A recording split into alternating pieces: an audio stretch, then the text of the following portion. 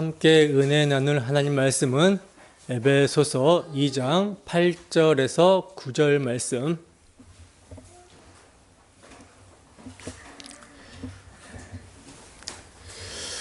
다 찾으셨으면 함께 한 목소리로 합독하겠습니다. 시작. 너희는 그 은혜에 의하여 믿음으로 말미암아 구원을 받았으니 이것은 너희에게서 난 것이 아니요 하나님의 선물이라. 행위에서 난 것이 아니니 이는 누구든지 자랑하지 못하게 함이라. 아멘. 무엇을 자랑하는가? 무엇을 자랑하는가라는 제목으로 하나님 말씀 증거하도록 하겠습니다. 지난 시간에는요, 예수 믿기 전에 에베소 교회 성도들의 상태가 얼마나 절망적이며 죄의 깊은 수렁 가운데 비참한 상태에 있었는지를 아주 적나라하게 드러냈던 사도가 이들이 그렇게 절망적이고 비참한 상태에서 어떻게 구원을 받게 되었는지 대반전을 말하고 있는 내용에 대해서 우리가 자세히 살펴봤었습니다.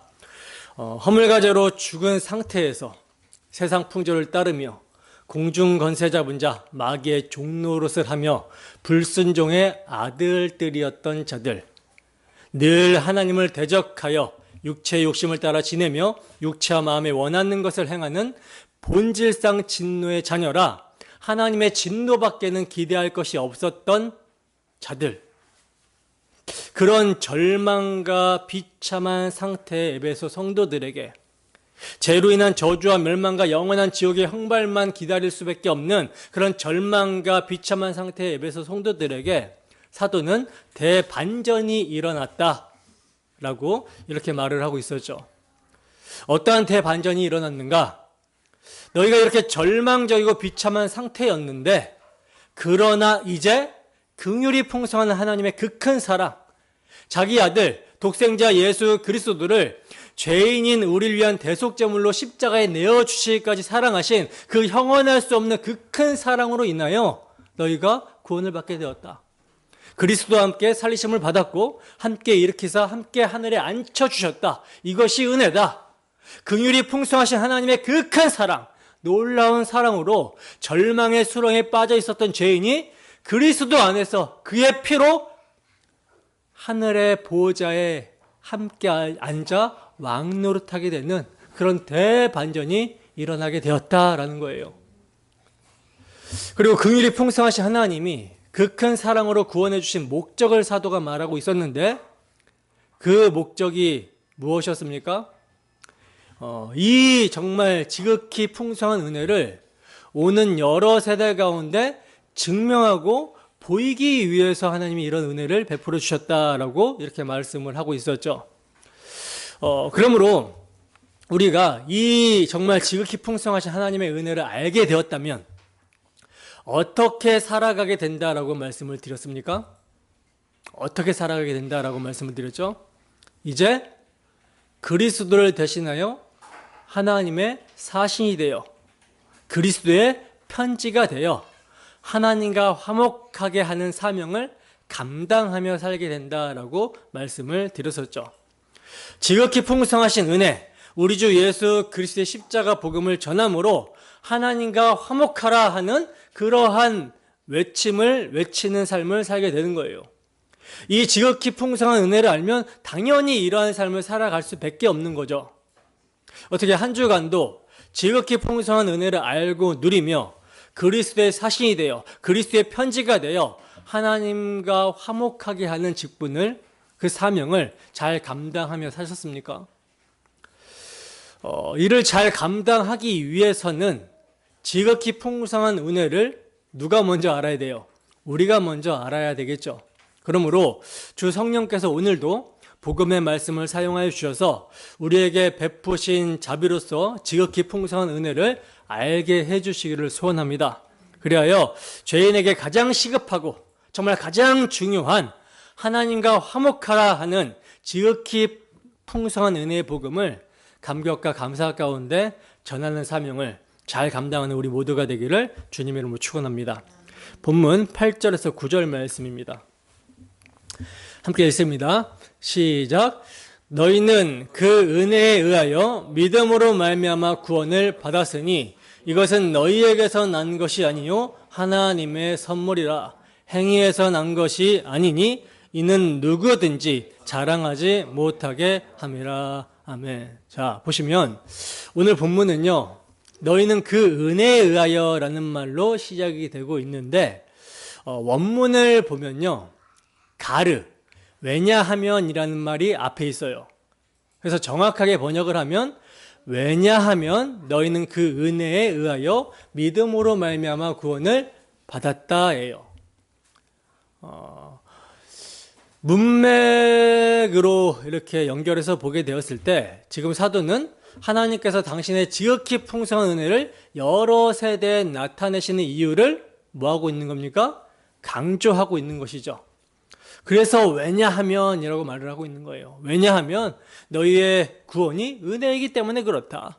이 은혜를 잊지 말라고 내가 너희에게도 계속해서 너희가 받은 나의 지극한 풍성한 은혜를 증명하고 보이는 것이고, 이를 알게 된 너희의 입술을 통해 오는 세대에게도 계속 전하는 거야. 이렇게 우리의 구원이 전적으로 하나님의 은혜라는 것을 강조하고 있는 문맥이라는 거죠. 자, 그러므로 오늘 본문에는요, 우리 구원을 이해하는 데 있어서 상당히 중요한 단어들이 많이 나오고 있어요. 은혜라는 단어, 믿음, 구원, 선물, 이런 단어들이 나오고 있는 것을 보게 되죠. 이 지금 일련의 단어들이요, 각각 연결이 되어 있습니다. 그래서 은혜는 뭐예요? 은혜는 원인이죠. 원인. 받을 자격 없는 자들에게 베풀어 주시는 은혜, 원인. 그리고 이 은혜가 원인이 되어 믿음을 통로로 사용합니다. 수단으로 사용을 해서 그 결과로 구원이 주어지게 되는 거예요. 그리고 이것을 포괄적으로 뭐라고 하냐면 하나님의 선물이다라고 하는 것입니다. 그래서 우리의 구원이 정말 전적으로 하나님의 은혜였다라는 것을 사도는 강조하고 있는 거예요. 특별히 은혜를 말할 때 사도는 그 은혜라는 말로 말씀을 하고 있죠. 그 은혜. 그 은혜가 뭡니까? 앞에서 사도가 말했던 은혜예요. 앞에서 사도가 설명하고 있었던 4절에서 6절 사이에 나타났었던 그 은혜입니다.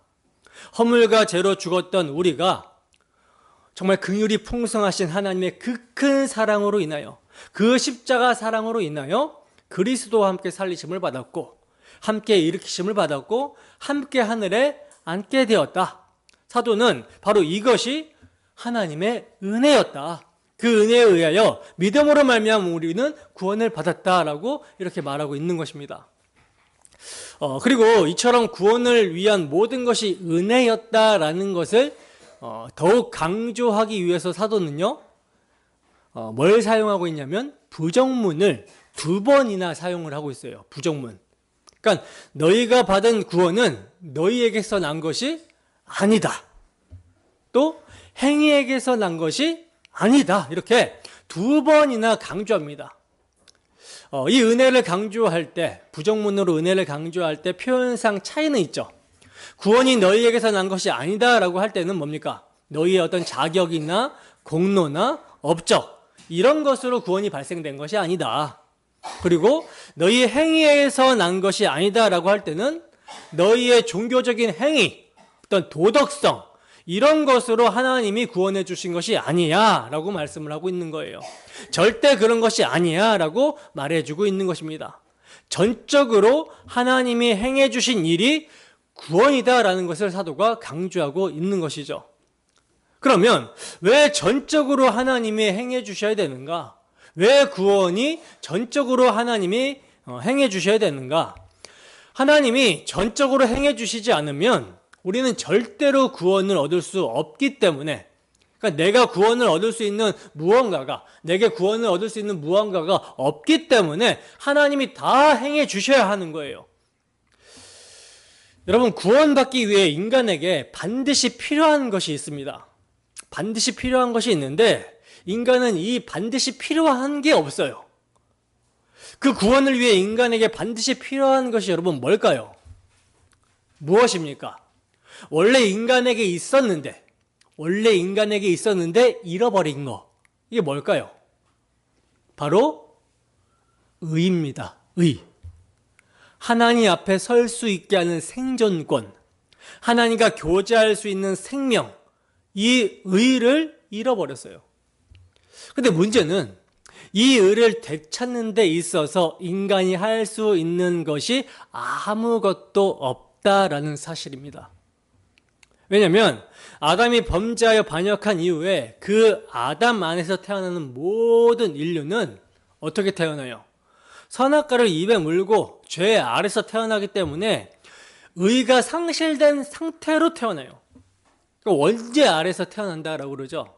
원죄 아래, 허물과 죄로 죽은 상태, 하나님과의 교제가 단절이 된 영적으로 죽은 상태로 태어나게 되니까 당연히 하나님의 기준과 하나님의 뜻이 아닌 육체의 욕심을 따라서 육체와 마음에 원하는 것을 하며 자기 기준과 자기 뜻대로 행하는 그런 모습으로 하나님이 미워하시는 것만 골라서 하게 되는 거예요. 그래서 이 상태에서는요, 심지어 숨 쉬는 것조차 하나님을 대적하면서 숨을 쉬는 거죠. 왜?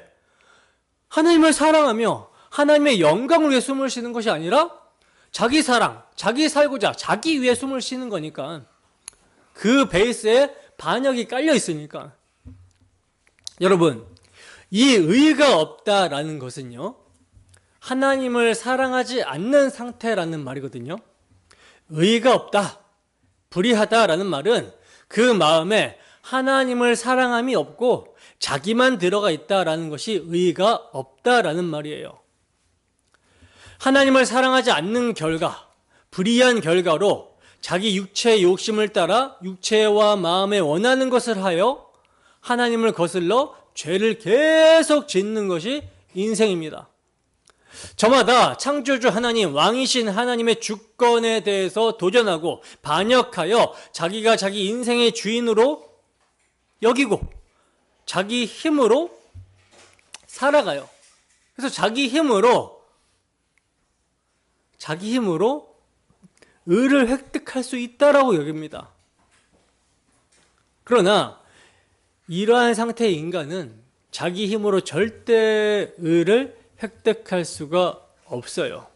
여러분, 의가, 자주 말씀드리지만 의가 어떤 개념이라고 했습니까? 의는 인격적인 교제 안에서 발생되는 거죠. 그러니까 하나님과 우리 사이의 그 관계에서 요구되는 게 의예요. 하나님은 우리에게 뭘 요구하십니까? 사랑하라 요구하시죠. 사랑하라.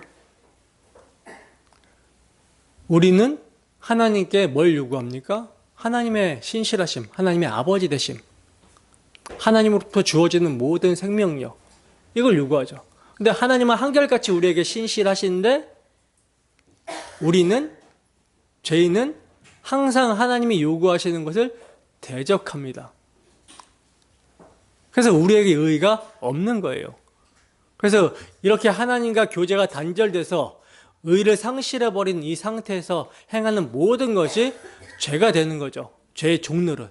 그래서 사도는 이러한 상태를 이렇게 말씀을 하고 있어요. 로마서 6장 20절에서 21절 말씀입니다. 함께 읽습니다. 시작. 너희가 죄의 종이 되었을 때에는 의에 대하여 자유로웠느니라. 너희가 그때 무슨 열매를 얻었느냐? 이제는 너희가 그 일을 부끄러워하나니 이는 그 마지막이 사망임이라. 아멘. 보세요. 사도 바울은요, 너희가 죄의 종이었을 때는, 죄의 종이 되었을 때에는 의에 대해서 자유로웠다라고 말씀을 하고 있어요. 너희가 죄의 종이 되었을 때에는 의에 대해서는 자유로웠다. 이게 무슨 말이냐면 죄에게 사로잡혀 죄의 종살이를 하고 있었기 때문에 하나님의 뜻, 하나님의 의에 대해서는 신경 쓰지 않으면서 마음대로 살 수 있었다라는 거예요. 죄에 대한 하나님의 진노가 얼마나 큰 줄도 모르고 자기 멋대로 죄를 지으면서 죄에 매여 있었다. 죄의 종으로서 죄에게는 속박이 되어 있었지만 의로부터는 굉장히 자유로운 상태, 방종의 상태였다라는 것이죠. 허물과제로 죽어서 죄에 대하여 종살이를 하고 있었기 때문에 하나님에 대하여서, 의에 대하여서는 전혀 반응할 수 없는 상태, 그런 존재가 바로 우리들이었다라는 것입니다. 그 결국이 뭐예요? 사망이라는 거죠. 그러니까 죄의 종살이하고 있었을 때는 그 열매들이 계속 죄가 발생하게 되는 그런 열매들이 행위로 열매를 맺다가 그 마지막이 사망이라는 거예요. 사망. 그 결국이 사망. 그러니 이런 상태에서는 의를 전혀 얻을 수가 없는 상태죠. 그리고 나아가 얻으려고 시도하는 것도 죄가 되는 상태예요. 그래서 이런 상태에서 하나님이 요구하시는 사랑, 율법이 주어지게 되잖아요.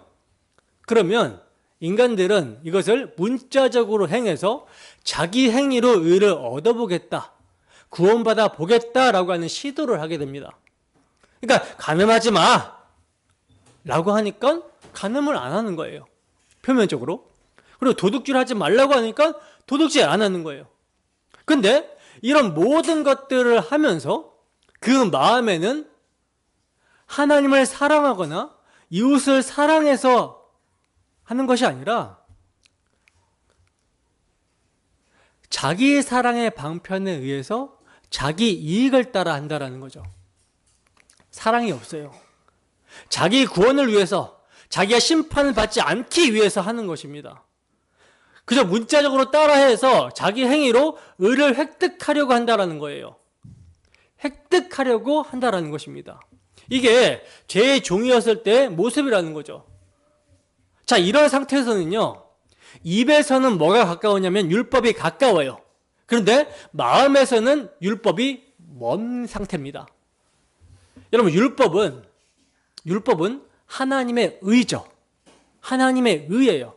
하나님의 의는 하나님은 사랑과 같은 것입니다.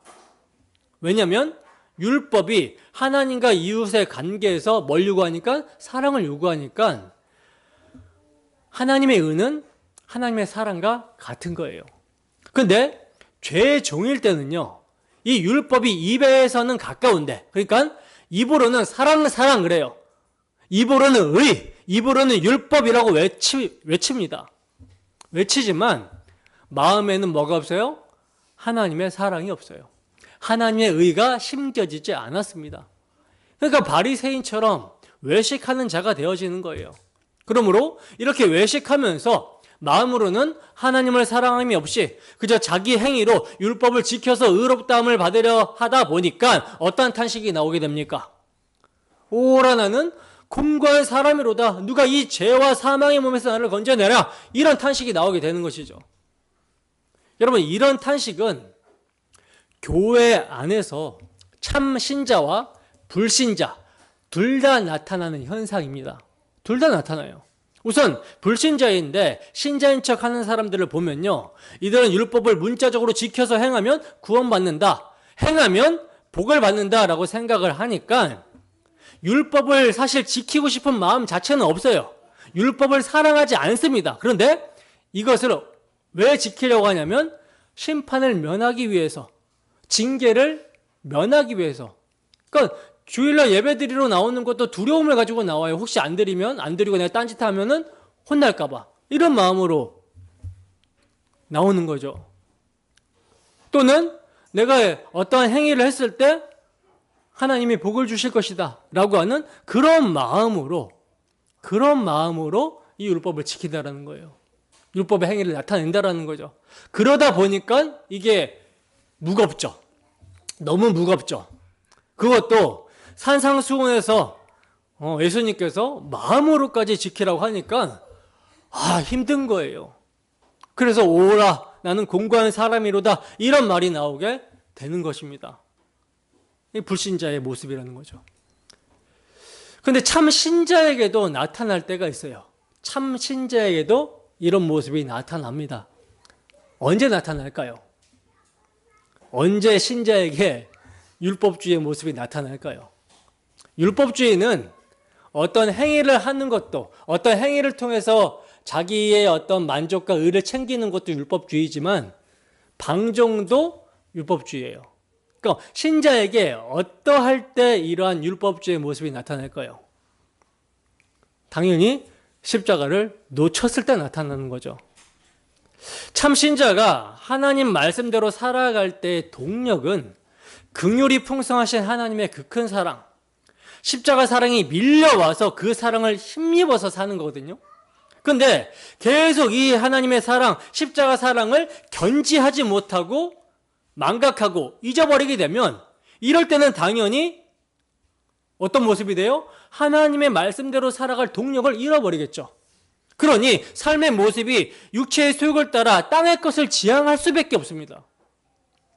근데 참 성도는, 참 신자는 성령께서 그 안에 계시기 때문에 탄식하시니까 답답해요. 자, 그러면 이때 회복이 되려면 당연히 이때도 은혜를 기억하여 믿음의 주요 온전하게 하신 이 예수를 바라보는 것, 십자가를 부끄러워하지 아니하시고 거역한 죄인을 참아주신 그 주님의 사랑을 붙드는 것이 회복의 길인데, 이때 자기를 바라보게 되면 뭘 하게 됩니까? 야, 내가 지금 이런 거 보니까 나 이거 성도 아닌 것 같다. 빨리 내가 하나님의 말씀대로 이 율법의 모양을 나타내 봐야겠다라고 하면서 본질은 잊어버리고 문자적인 것에 매이게 됩니다. 그렇게 되어버리면 열심히 뭔가를 행하는데도 계속 힘들어요. 그러다 보니 오라 나는 공고한 사람이로다, 누가 이 사망하면서 나를 건져내라, 이렇게 탄식이 나오게 되는 것이죠. 그러나 누가 건져냅니까? 예수 그리스도께서 건져내시죠. 그래서 7장에서 자기를 바라보며 탄식하던, 로마서 7장에서 자기를 바라보며 탄식하던 바울 사도가 예수 그리스도를 바라보니 바로 8장에서 뭐라고 고백합니까? 그러므로 이제 그리스도 예수 안에 있는 자에게는 결코 정죄함이 없나니 라고 이렇게 말을 하게 되는 거예요. 그러니까 여러분, 성화라는 것은요, 이 오라 나는 공고한 사람이로다, 이걸 계속 반복하는 게 성화가 아니에요. 이거는 우리가 연약하고 부족하다 보니까 너무나 율법에 매여 있는 그것이 습관이 되어 있다 보니까 믿음이 흔들려서 자주 넘어지기 때문에 발생되게 되는 탄식인 것이지, 이것이 계속 반복되는 것이 신앙생활 잘하는 것으로, 경건한 것으로 이렇게 해석을 하면 안 된다라는 것이죠. 날마다 지극히 풍성한 은혜를 알아가며 주의 십자가 사랑의 길이와 높이와 깊이와 너비를 알아감으로써 베푸신 능력의 지극히 크심을 경험하며 말씀에 순종하는 것 자체가 기쁨이 되는 삶이 신앙생활을 제대로 잘하는 것입니다. 근데 자주 탄식한다라는 것은 뭐예요? 십자가를 그만큼 망각하고 놓치고 있다라고 하는 반증인 것이죠. 그러니 여러분, 건강한 신앙은요, 계속 지극히 풍성한 은혜, 주의 십자가 사랑을 기억하고 믿음으로 고백하며 그 사랑으로 주를 사랑하며 주의 사랑을 실천하며 사는 것, 이게 건강한 신앙입니다. 그러니까 우리가 하나님의 뜻대로 행한다라고 할 때 반드시 먼저 전제가 되어야 하는 것은요, 하나님께서 나에게 행해 주신 그 크신 사랑, 십자가 복음, 구원의 은혜들, 바울 사도가 지금까지 강조했었던 이 은혜들을 기억하고 묵상하며 그것에 감사하면서 하나님의 뜻을 행해야 된다라는 거예요.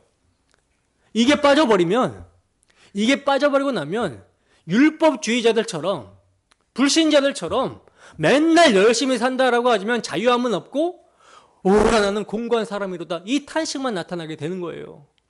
그러므로 우리는 이러한 모습을 통해서 정말 은혜가 임하지 않으면 의인은 없나니 하나도 없다라는 것을 보게 됩니다. 정말 하나님의 은혜가 아니면 아무도 하나님의 뜻대로 살고자 하는 마음조차, 행동조차 불가능하다라는 것을 보게 된다라는 거예요. 자주 말씀드리지만 죄인에게는 이 율법이 요구하는 것이 공의로운 심판을 요구합니다. 죄의 삭신, 사망. 물론 본질적으로는요, 율법은 우리에게 의를 요구하죠. 의롭게 살아라, 사랑하며 살아라. 근데 죽어있는 죄인, 허물가제로 죽어있는 죄인에게 하나님이 의롭게 살라, 이걸 기대하시지는 않으시겠죠. 이걸 기대하지는 않으시잖아요. 그러니까 죽어있는 죄인들에게 율법은 율법에 의해서 너 죽었으니 심판을 받으라는 거예요. 근데 여러분, 죄인에게 이 율법이 주어지게 되었을 때, 나는 정말 죽어 마땅한 자루구나, 이걸 알게 되는 것이 은혜입니다.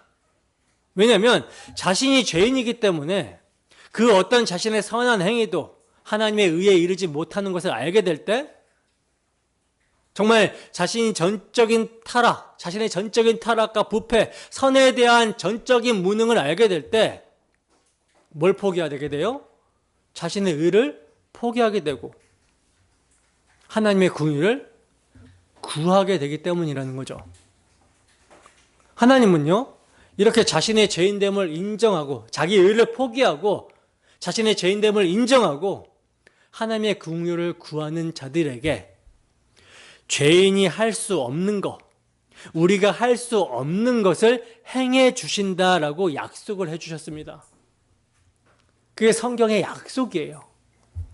그러므로 죄인인 우리가 할 수 없는 것을 하나님이 다 해 주신다라는 것이죠. 그래서 우리는 율법 앞에서 도무지 내 스스로 의를 획득할 수가 없는데 하나님께서 다 행해 주셨기 때문에 의를 얻을 수가 있게 되는 것입니다. 자, 그러면 하나님이 누구를 통해서 그 일을 행해 주시냐? 하나님의 아들을 통해서 행해 주시죠. 로마서 8장 3절에서 4절 말씀입니다. 로마서 8장 3절에서 4절 말씀 함께 읽습니다. 시작. 율법이 육신으로 말미암아 연약하여 할 수 없는 그것을 하나님은 하시나니 곧 죄로 말미암아 자기 아들을 죄 있는 육신의 모양으로 보내어 육신의 죄를 정하사 육신을 따르지 않고 그 영을 따라 행하는 우리에게 율법의 요구가 이루어지게 하려 하심이니라. 아멘. 자, 보세요. 율법이 육신으로 말미암아 연약하여 할 수 없는 그것을 누가 하신다? 하나님이 하신다라고 그래요. 율법이 육신으로 말미암아 연약하여 할 수 없는 것이 여러분 무엇입니까? 율법이 이 육신으로 말미암아 연약해서 해줄 수가 없는 거가 뭐예요? 율법은 하나님의 의를 요구하고 그 의가 없는 자들에게 정죄만 할 뿐 죄인에게 의를 줄 수 있다거나 구원을 주지 못한다라는 것입니다. 그런데 이 율법이 육신으로 말미암아 연약하여 할 수 없는 거, 의를 주지 못하고 구원을 주지 못하는 이것을 누가 하신다라고 그래요? 하나님이 하신다라는 거예요. 어떻게 하시냐? 하나님께서 당신의 독생자 예수 그리스도를 우리와 같은 모습으로 우리와 같이 혈과육을 입은 육신의 모양으로 보내사 그 아들을 우리의 죄로 정하시는 거예요. 다시 말해서 정죄하여 그 아들에게 율법의 요구, 즉 공의로운 심판을 내리심으로써 우리의 죄값을 대신 다 갚아주심으로 하신다라는 것입니다. 아들의 십자가 순종으로 하나님의 공의를 만족시키심과 동시에 당신의 사랑을 확증하심으로 율법의 완성인 사랑을 이루어버리시는 거예요.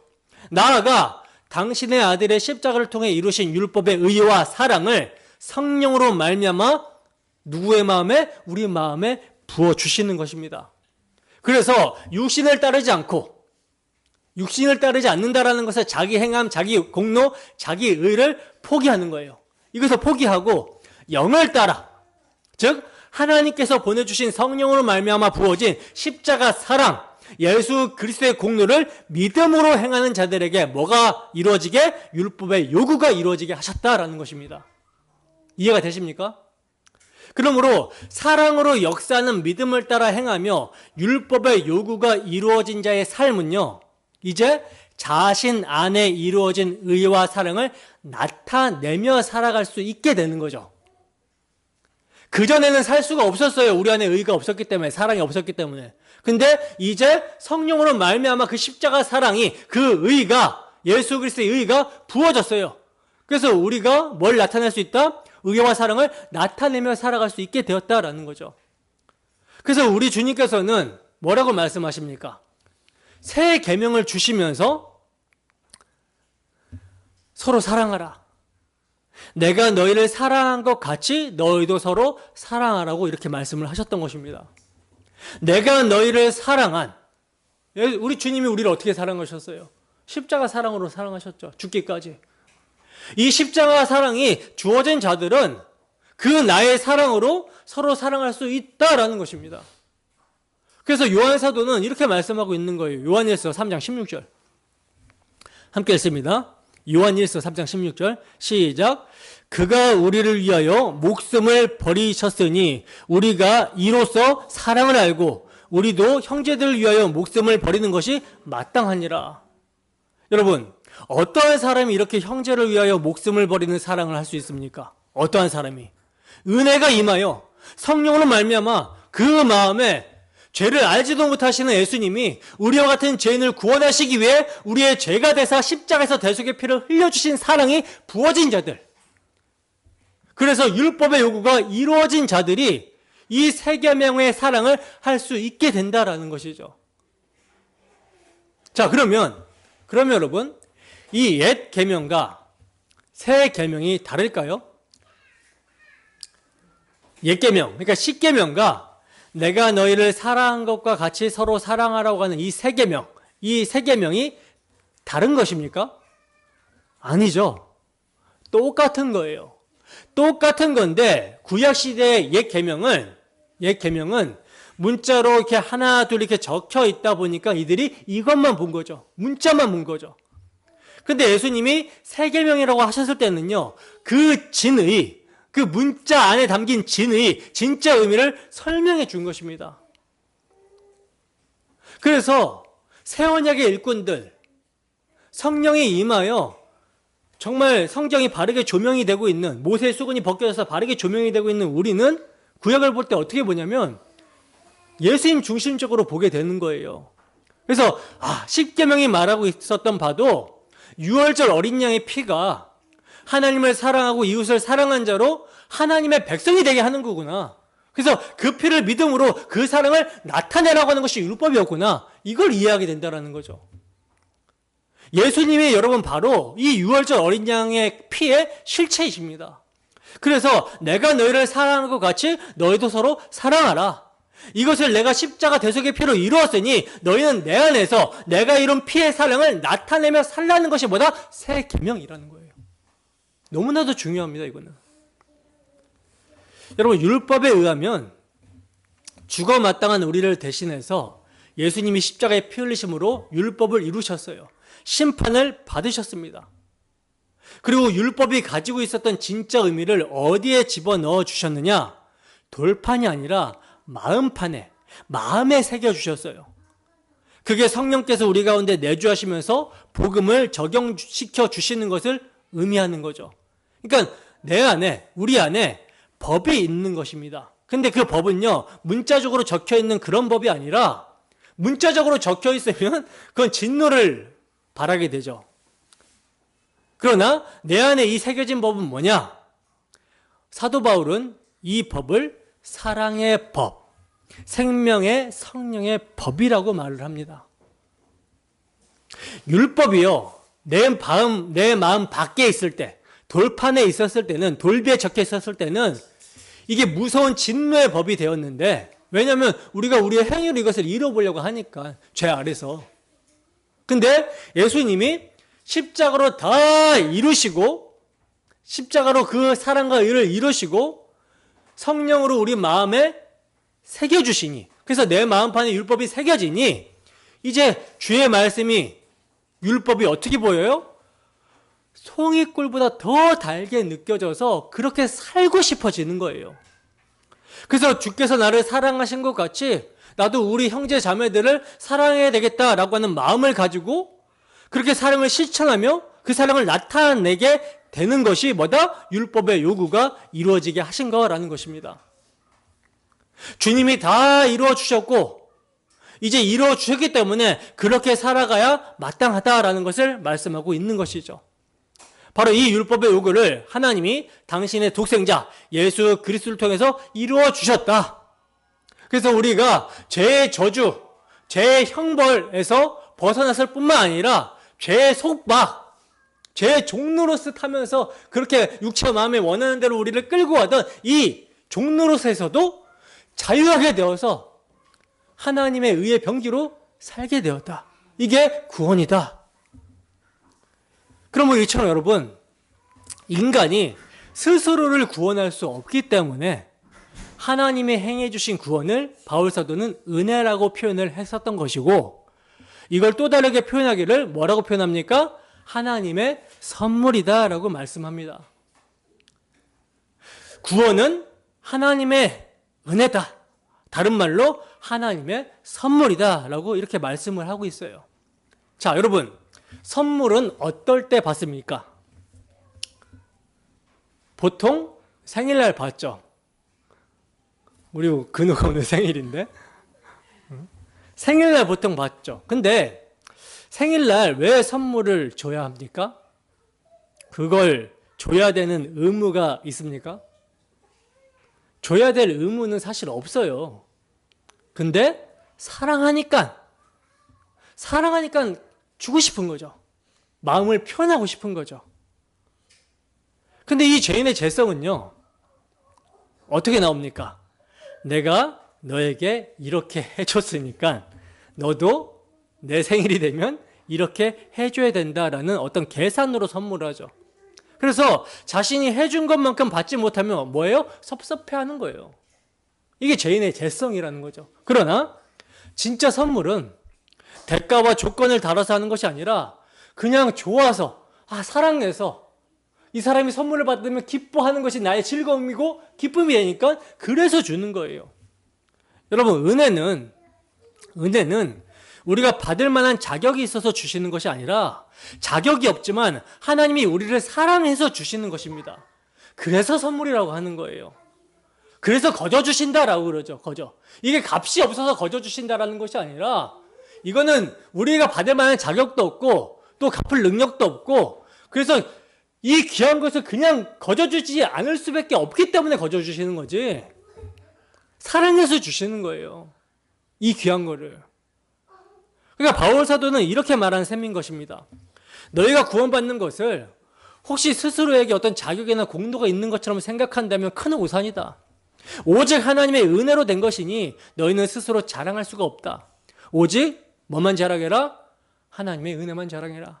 하나님만 자랑해라. 예수 그리스도만 자랑해라. 이게 오늘 본문의 핵심이에요. 오직 은혜로 구원받았으니 자랑하지 말라. 하나님이 너희를 사랑해서 선물로 주신 것이니 자랑하지 말라. 안 받은 것처럼, 못 받은 것처럼. 그래서 자랑하는 자는 주 안에서 자랑하라. 이거예요. 고린도후서 10장 17절 말씀입니다. 함께 했습니다. 시작. 자랑하는 자는 주 안에서 자랑할지니라. 아멘. 여러분, 바울 사도의 고백처럼 우리가 은혜를 받았고 그 은혜를 안다면 주님의 은혜만을 자랑할 수 있어야 되는 것이죠. 사도는요, 나의 나된 것은 오직 하나님의 은혜로 된 것이다 라고 고백을 합니다. 이게 여러분 무슨 말이에요?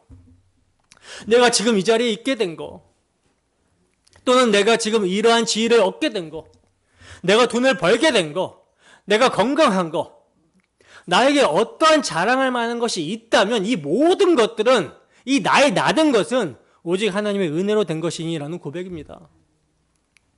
그러므로 우리는 사도와 같이 이런 고백을 할 수 있어야 되는 거예요. 그러니까 성도에게 필연적으로 주어지는 덕목이 여러분 뭡니까? 성도에게 필연적으로 주어지는 덕목, 이게 뭐냐라고 했을 때 겸손이라는 거죠. 겸손. 이 반대가 뭐예요? 교만이죠. 교만은 패망의 선봉이요, 거만한 마음은 넘어짐의 앞잡이라고 성경은 증거하고 있는데, 이게 여러분 누구의 속성이에요? 누구의 속성입니까? 마귀의 속성입니다. 그래서 그 마귀에게 사로잡히면 교만하고 거만한 마음을 가지게 되어 패망하고 넘어지게 되는 거예요. 그러나 우리가 그리스도 안에 있을 때 그리스도의 마음을 가진 자로 겸손할 수 있게 되고, 그 마음과 겸손은 그리스도 안에서 그 십자가 앞에 섰을 때 생기게 되는 거죠. 십자가를 놓쳐버리면, 십자가를 잃어버리게 되면 어떻게 되겠어요? 그리스도 밖에서 행하게 되겠죠. 그러면 겸손한 마음이 아니라 어떤 마음이 돼요?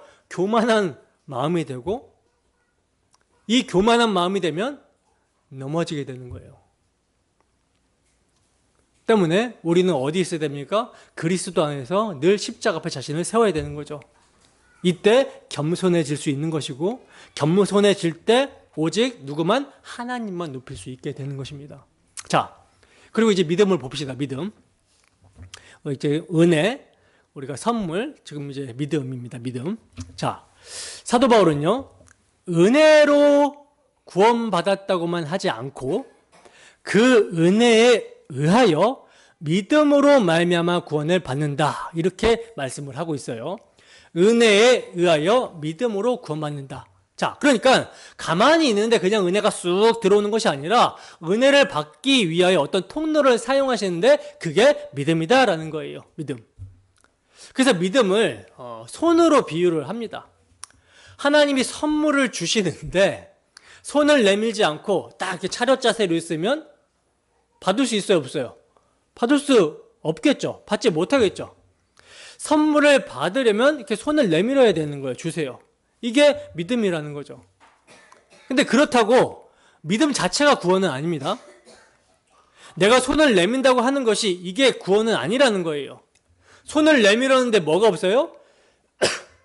내 손에 뭐가 없어요. 이게 어떻게 구원이에요? 영생이라는 걸 받아야 되는데 이것을 받기 위해서 손을 내미는 거, 이게 믿음이라는 거죠. 그래서 믿음이 구원이 아니라 믿음으로 구원을 받는 것입니다. 믿음은 뭐다? 구원을 받는 통로라는 거죠. 수단. 자, 그러면 영생은 누가 주시느냐?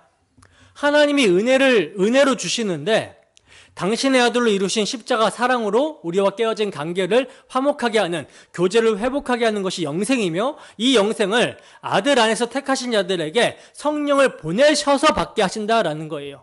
주신다라는 거죠. 그래서 그 영생을 주실 때 받으려면 뭐가 필요하다? 손이 필요하다라는 것입니다.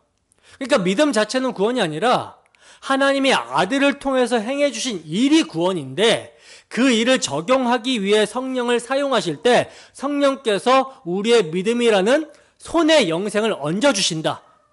영생을 주신다라는 거예요. 자, 그렇다면 이 믿음은 나의 행위일까요? 아닐까요? 내가 믿어서 구원을 받는다, 이 말이 틀린 말입니까? 내가 믿어서 구원을 받는다, 이 말이 틀린 말인가요? 틀린 말은 아닌데 양면성이 있는 중의적 표현이죠. 내가 믿어서 구원받는 건 맞는데 내가 믿어서 구원받는 것도 아니라는 거예요.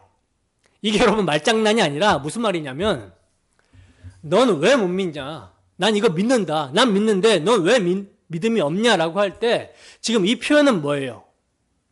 이 표현이 나오는 건 뭡니까? 내가 잘나서 믿었다라는 거죠. 내 의지가 뛰어나서, 내 지혜와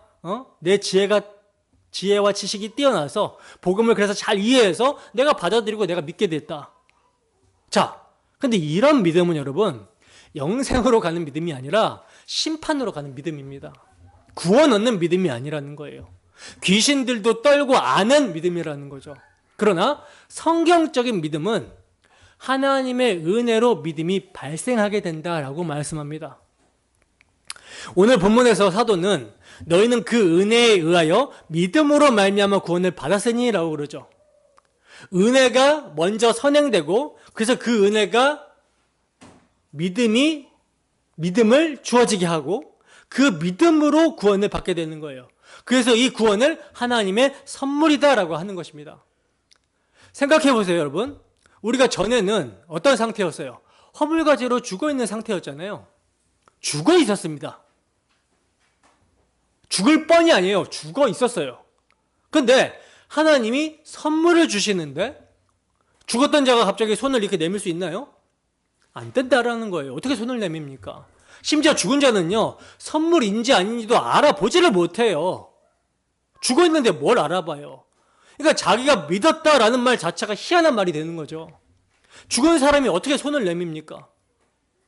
그래서 손을 내밀게 하신 분이 하나님이다라고 하면서 사도는 그것도 은혜요, 선물이다라고 말을 하고 있는 것입니다. 성경이 어떻게 믿음을 설명하는지 보겠습니다. 사도행전 18장 27절 말씀입니다. 사도행전 18장 17절 함께 했습니다. 시작.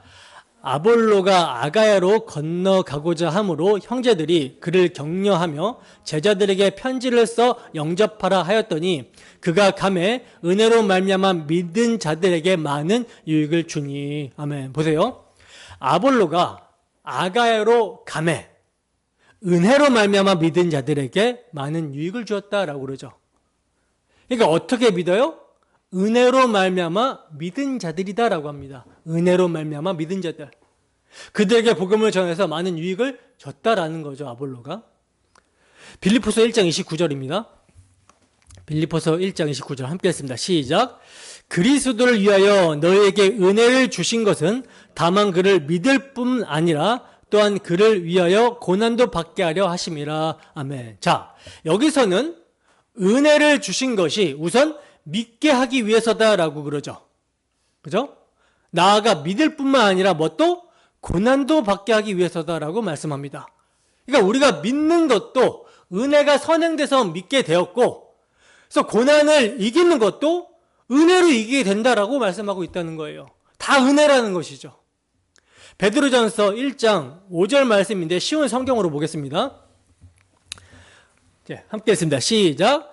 하나님께서는 크신 능력으로 여러분의 믿음을 든든히 지켜주셔서 구원의 날이 이를 때까지 여러분을 안전하게 보호해 주십니다. 마지막 때가 되면 하나님께서는 여러분에게 구원을 베풀어 주실 것입니다. 아멘. 자, 베드로 사도는요, 하나님께서 크신 능력으로 뭐를? 믿음을 든든히 지켜주신다라고 그래요. 그래서 구원의 날까지 우리를 안전하게 보호해 주신다라고 말씀을 합니다. 여러분, 만약에 중간에 믿음을 포기하면 어떻게 돼요? 구원이 없잖아요. 사라지게 되는 거죠. 근데 하나님이 택하시고 부르신 사람들은 하나님이 그들의 믿음을 끝까지 지키게 해 주시니까, 끝까지 보호해 주시니까 구원이 온전히 이루어진다라는 것입니다. 자, 그런데 또 예수님은 잘 믿어라. 또 사도들도 믿음을 지켜라. 끝까지 믿음을 지켜라. 이런 권면을 하잖아요. 그죠? 이건 뭘까요? 이건 뭐예요? 이것은요, 그냥 어떤 운명주의자들처럼 하나님이 나 믿음 지켜주실 거니까 가만히 있으면 구원받겠지, 이런 생각하지 말라는 것입니다. 그것은 하나님의 주권이고 우리의 머리로 이걸 정확하게 이해하기가 너무 어려우니까 열심을 다해서 믿음을 고백하고 믿음의 고백대로 살라는 거예요. 십자가 복음을 꼭 붙들고 그리스도에게서 떨어지지 않도록 날마다 힘쓰라는 것입니다. 그리고 그렇게 힘써 놓고 네가 했다라고 자랑하지 말고 하나님의 은혜라고 고백해라. 그러기 위해서 믿음 지키라고 하는 거죠. 여러분, 바울 사도처럼 사랑으로 역사하는 믿음에 의해서 정말 분투하며 열심히 있게 달려간 사람이 없죠. 주 예수께 받은 사명, 하나님의 은혜의 복음을 전하는 데 있어서는 자기의 생명을 조금이라도 귀한 것으로 여기지 않고 정말 죽도록 헌신하며 달려갔던 인생이 바울 사도의 인생입니다.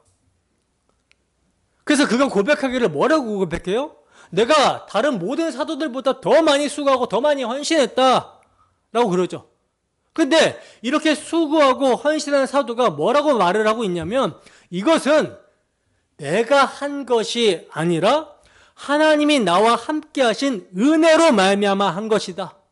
나의 나된 것은 오직 하나님의 은혜다라고 이렇게 고백을 합니다. 그러니까 믿음도 은혜예요. 믿음도 은혜로 받고 고난도 은혜로 이겨내고 구원, 이 모든 것이 다 하나님의 은혜다라고 말씀하고 있는 거예요. 구원을 받는 것도, 믿음을 가진 것도, 그 믿음을 지키는 것도, 지키기 위해 고난을 이겨내는 것도 다 은혜라는 것이죠. 혹자들은 내가 믿었기 때문에 구원을 받는 것이다 라는 그런 말을 합니다. 내가 믿었기 때문에, 내가 믿음이라는 행위를 발휘했기 때문에 구원을 받는 것이다, 이렇게 주장을 하는데 이걸 신인 협력설이라고 하거든요. 신과 인간이 협력해서 구원을 이루는다, 신인 협력설. 그러나 여러분, 초대교회의 복음은, 성경에서 말하는 복음은 오직 은혜로 구원을 받는다라는 것이지 하나님과 인간이 손을 잡아서 함께 협력해야 구원을 이룬다라고 가르치지를 않아요. 그리고 중세 암흑기에 감추어졌던 이 오직 은혜, 오직 복음을 바로 종교개혁자들이 다시 회복시킨 거죠. 원래는 이게요, 로마 카톨릭의 전통으로 이어져 오던 교리인데 이거 아니다라고 하면서 종교개혁을 하면서 많은 분파가 갈라지게 되었는데, 근데 이제는 이 개신교 안에서도 신인 협력설을 주장하는 사람들이 참 많아진 거예요. 자유주의 물결이 막 태동하다 보니까 거기에 휩쓸려서 개신교 안에도 이런 주장을 하는 사람들이 많아졌다라는 거죠. 하나님께서 선물을 주시지만 내가 손을 내밀지 않으면, 주체가 나예요. 내가 손을 내밀지 않으면 구원을 받을 수 없다. 선물을 받을 수 없다. 물론 여러분, 하나님께서 선물을 주시는데 우리가 내가 손을 내밀지 않으면 구원을 받을 수 없다라는 말 자체는 맞는 말이죠. 그러나 우리는 내가 손을 내밀지 않으면 하나님의 구원을 실패한 것이 되기 때문에 하나님은 죽은 자를 살리셔서 손을 내밀도록 만들어 내신다. 불가항력적인 은혜다라고 우리는 말을 하는 것입니다. 거부할 수 없는 하나님의 은혜, 이게 밀려오니 내가 살아서 반응하게 되고 은혜를 취하게 되고 영생을 얻게 되는 거예요. 근데 신인 협력설은요, 하나님을 너무 작게 만들어버려요. 하나님이 우리를 구원하시기 위해서 그 아들을 내어주셨음에도 우리가 거부하면 어떻게 되는 거예요? 그 아들의 죽음은 개죽음이 된다. 아무도 믿지 않으면, 하나님이 제발 좀 믿어달라고 기다리고 있었는데 안 믿으면 이게 무산된다 라는 주장이 그들의 주장입니다. 그들의 하나님은 너무나 작죠. 그러나 우리가 믿는 성경의 하나님은 크신 하나님이세요. 때문에 다 이루십니다. 그래서 알파와 오메가다, 처음과 마지막이다 라고 하는 거예요. 우리 안에 착한 일을 시작하신 분이 그리스도 예수의 날까지 이루실 줄을 그래서 확신할 수 있는 거죠. 하나님이 알파와 오메가고 처음과 마지막이 되시니까. 생각해 보세요. 우리의 구원을 새 창조라고 합니다. 그죠? 새 창조. 근데 이 새 창조는 인간의 협력이 필요한 것이고 첫 창조는 협력이 필요 없는 것인가? 말이 안 되는 거죠. 첫 창조는 무에서 유로 창조를 하셨어요. 아무것도 없는 상태에서 창조를 하셨는데 새 창조도 마찬가지입니다. 다 죽어있는 상태에서 하나님이 창조를 일으키시는 거예요. 허물가지로 죽어있는 상태에서 하나님이 창조를 일으키시는 것입니다. 허물가지로 죽은 너희를 살리셨다. 그래서 똑같은 창조인데 다만 뭐가 들어가느냐? 그리스도의 희생이라는 것이 새 창조에는 들어가요. 더 귀한 창조인 거죠. 하나님의 희생이, 사랑이 들어갔어요. 창조 때는 하나님의 은총이 들어가고 하나님의 자비하심은 들어가지만 하나님이 피 흘리신 희생은 없었잖아요. 그건 없었습니다. 하지만 죄로 말미암아 범죄한 자기 백성을 구원하시기 위해서 죄값에 팔린 자기 백성을 되찾으시고자 그 죄값을 지불하기 위해서 하나님은 당신의 독생자를 십자가의 화목제물로 내어주심으로 새 창조를 행하신 거예요. 이거 외에는 첫 창조냐 새 창조나 똑같습니다. 다 하나님이 하시는 거예요. 그런데 창조는 하나님이 홀로 행하시는데 나를 새롭게 하시는 창조는 내가 도와드려야 된다? 내가 손을 뻗어야 구원이 된다? 말이 안 되는 거죠. 여러분, 이런 비성경적 교리는요, 믿는 자신을 자랑하게 만듭니다. 그러나 성경은 구원도 믿음도 모두 하나님의 은혜로 되는 것이니 오직 하나님의 은혜만 자랑해라. 하나님만 자랑하도록 말씀을 하고 있어요. 따라서 참 성도는 교만하게 스스로를 자랑할 수 없는 것이죠. 왜? 구원이 은혜인 것을 알기 때문에 그렇습니다. 그래서 사도 바울은 행위에서 난 것이 아니니 누구든지 뭐하지 못하게 자랑하지 못하게 하려 합니다. 이렇게 말씀해주고 있는 것이죠. 여러분, 원래 바울 사도는요, 어떤 사람입니까? 자랑할 만한 것이 참 많은 사람이었어요. 학벌도 좋았고 당시에 로마 시민권을 가지고 있었고 바리새인 중에 바리새인이었고 헬라 철학에도 능통한 뭐 다 가지고 있었어요. 학력, 부, 지식, 지혜 아주 다 뛰어났습니다. 근데 이렇게 자랑할 만한 것이 사도 바울에게 많았는데 사도가 이런 것들을 갑자기 다 버려버립니다. 버려도 그냥 버리는 것이 아니라 아주 혐오할 정도로 버려버려요. 그래서 이것들을 가리켜서 뭐라고 합니까? 똥이다, 배설물이다 라고 그러죠. 왜? 왜 세상의 눈에 자랑할 만한 것들이 사도의 눈에 더럽고 추잡한 똥 같은 걸로 보였냐? 사도가 뭘 알았기 때문에? 가장 고상한 예수를 아는 지식을 알아버렸기 때문입니다. 그래서 이전에 유익하다라고 여긴 것들, 자랑할 만한 것이라고 여긴 것들을 다 더러운 것으로 여겨버리는 거예요. 버릴 것으로 여겨버리는 거예요. 가장 고상한 지식, 예수 그리스도를 아는 지식, 그 하나님의 사랑을 아는 것, 이거를 알게 되니 이 모든 것이 지저분하고 이것이 오히려 그리스도의 풍성한 은혜를 아는 데 있어서 걸림돌이 되더라는 것입니다. 그래서 내가 이런 것들을 자랑하고자 하면 얼마든지 자랑할 수 있다. 그런데 내가 자랑하지 않는다. 어리석게 이런 것들을 자랑하지 않는다. 왜냐? 가장 고상한 지식, 예수를 얻었기 때문에 나는 이분만 자랑한다. 이렇게 얘기를 하는 거죠.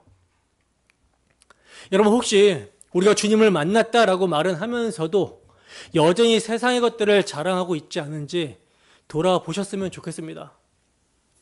심지어 믿음까지도 자랑하고 있는 사람들이 있을 수 있어요. 이렇게 자랑하는 분들 중에서는요, 사람들의 눈으로 볼 때는 신앙생활을 참 잘하는 것으로 보여지는 사람들이 있을 수가 있어요. 그래서 정말 교회 모임도 열심히 참석하고 헌금도 정말 잘 내고 봉사도 잘하고 11조도 하고 뭐 다 잘하는 것 같은데, 만약 이것이 자기 의가 되어 자랑이 나온다면, 그것이 대놓고 하던 자랑이든 은근히 자랑을 하든 아니면 속으로 뿌듯해하는 자랑이든지 그 자랑이 나온다면 그 행위가 우리 눈으로 볼 때는 잘하는 것 같지만 하나님 눈에는 무가치하게 보신다라는 것입니다. 아니, 무가치한 정도가 아니라 이거는 진노받아 마땅한 그런 목록들로 보여진다라는 거예요. 물론 그가 그리스도 안에 있으면 진노는 넘어갔을 것이고 정죄는 없을 것입니다. 그러나 그리스도 아니라는 이 안에 없는 사람들의 특징이 그렇게 자기 자랑을 잘하고 교만하다라는 거예요. 그러니까 그리스도 말고 그리스도 외에 다른 모든 것들을 자랑해요. 그리스도 말고 그리스도를 믿는 내 믿음을 자랑하고 있어요. 이게 믿음 없는 불신자의 모습이라는 거죠. 그러나 그리스도인은 반드시 그리스도의 마음을 가진 자로 겸손을 덕목으로 살아가는 사람들입니다. 겸손함이 없고 자신만 높이는 신앙생활은 신앙생활이 아니라 종교생활이에요. 종교생활. 이 종교생활은 하나님을 높이지 않고 반드시 자기를 높이게 됩니다. 여러분, 다른 모든 종교들을 보세요. 신을 높이는 게 아니에요. 신을 위하는 나를 높입니다. 신께 점점 더 나아가는 나의 수행 능력을 굉장히 대단한 것으로, 나의 대단한 행위를 높인다라는 거죠. 그런데 신앙생활은 자기를 부인하게 하고 자기를 낮추어 나를 구원하신 하나님과 그 아들 예수 그리스도만 높이게 하는 거예요. 우리는 어떤 생활을 하고 있습니까? 종교 생활을 하고 있습니까? 신앙 생활을 하고 있습니까? 경건한 그리스도인들은 절대로 교만할 수 없습니다. 왜냐하면 자신들이 교만할 수 없는 구조로 만들어졌다는 것을 알기 때문에 그래요. 자신이 어디로부터 어떻게 구원을 받았는지 알기 때문입니다. 그리고 그 구원을 우리가 뭐 조금이라도 보탠 거 없이 하나님이 다 하셨다는 것을 알기 때문에 교만할 수가 없죠. 그래서 중간중간에 이 육의 소욕으로 인해서 교만이 튀어나온다 할지라도 깨닫게 해주시는 은혜가 있기 때문에 주 예수의 피를 의지하여 다시 회개합니다. 이것이 잘못되었다는 것을 인지하고 다시 겸손해진다는 거예요. 존 스토트 목사님은요, 이렇게 말을 했어요. 어떻게 말했냐? 우리는 천국에서 공작처럼 우쭐대면서 다닐 수 없을 것입니다. 천국은 그리스도의 공로와 하나님에 대한 찬양으로만 가득 차게 될 것입니다. 하지만 천국의 자랑이 없지는 않습니다. 그 자랑은 나를 자랑한 것이 아니라 나를 위해 자기 아들을 내어주신 전적인 하나님의 은혜와 풍성한 긍휼과 자비에 대한 자랑일 것입니다. 이렇게 말을 했어요. 그러니까 여러분, 천국에도 뭐가 있어요? 자랑이 있어요. 근데 그 자랑이 본질적으로 다른 자랑이죠. 누구의 무엇을 자랑하느냐. 여러분, 우리는 누구의 무엇을 자랑하고 있습니까? 자신을 십자가 앞에 날마다 세워보지 않으면 교만하게 되고 자신을 자랑하게 됩니다. 여러분, 입술로 아무리 하나님께 영광을 돌려야 된다, 이 구원만 외친다라고 영광을 받으시는 것이 아니에요. 코람데오 하나님 앞에서라는 구호를 외친다라고 해서 겸손해지는 것이 아닙니다. 결코 아니에요. 우리는 피조물, 하나님은 창조주. 그러니까 피조물이 하나님 앞에 서니까 당연히 겸손해야지. 이게요, 완전히 틀린 말은 아닌 것 같죠. 근데 성경은 이 겸손을 말하고 있지 않아요. 피조물이 하나님 앞에 서는 겸손은 무서움입니다. 무서움. 야, 나와 다른 존재네? 이 무서움. 그래서 이런 두려움 때문에 겸손해지는 것은 성경에서 말하고자 하는 그 겸손이 아니에요. 그것은 세상의 원리와 같은 겸손, 똑같습니다. 세상에서 사람들이 겸손해질 때 어떻게 겸손해집니까? 자기보다 능력 있고 돈이 많고 힘이 세고 뭐 똑똑하고 이런 사람들 앞에서 겸손해지죠. 왜? 자기가 그들보다 뭔가 역량이 떨어지니까 겸손해지는 거예요. 이런 겸손은 성경적 겸손이 아닙니다. 그럼 성경적 겸손은 뭐냐?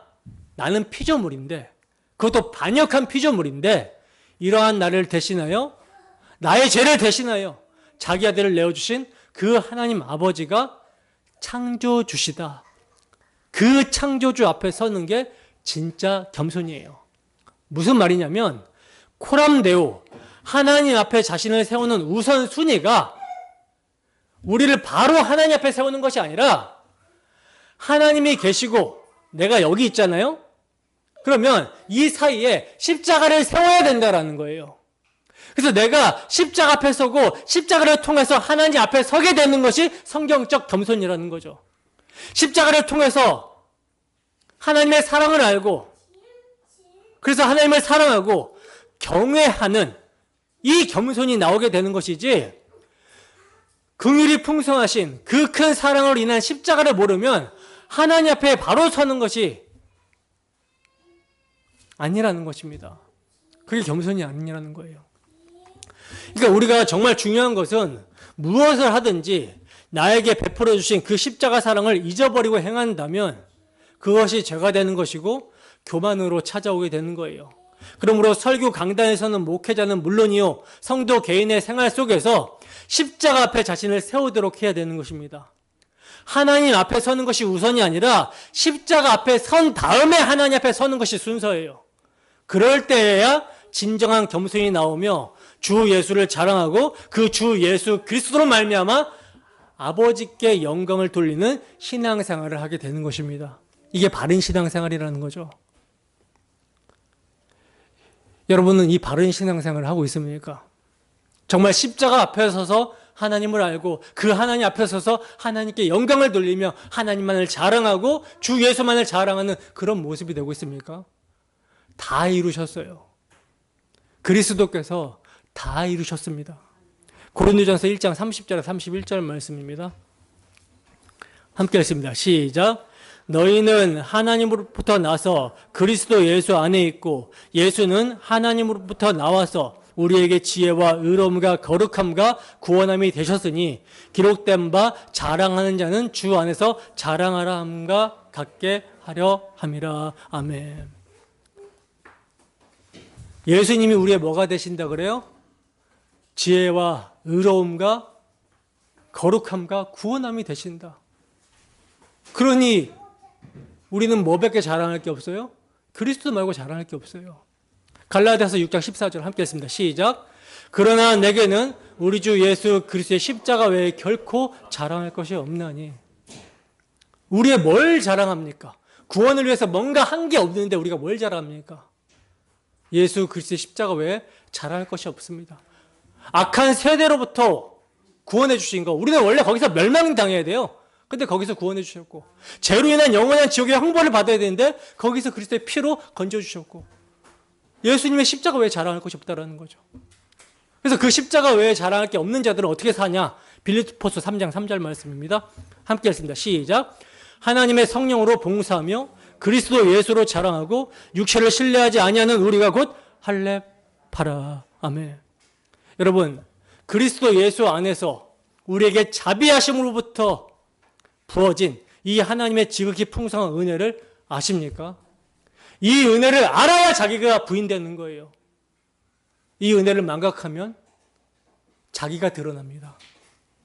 한 주도 성령의 인도하심 가운데 그 지극히 풍성한 은혜를 더욱 알아가고 그 은혜로 말미암아 날고한 십자가, 날 씻긴 보혈, 그 우리 주 예수 그리스도의 십자가만을 자랑하고 그 주의 사랑에 매여 믿음으로 주 하나님을 기쁘시게 하는 우리 모두가 되기를 주님의 이름으로 축원합니다.